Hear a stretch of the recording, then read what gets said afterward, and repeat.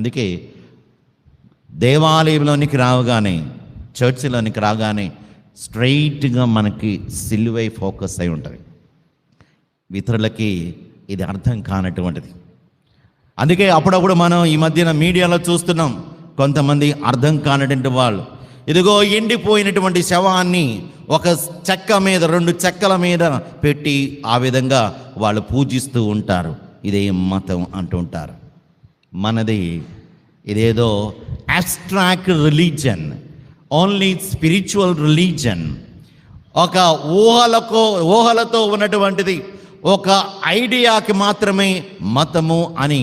మిగిలినటువంటి మతాలంటువంటిది కాదు. ఇది హిస్టారికల్ రిలీజన్.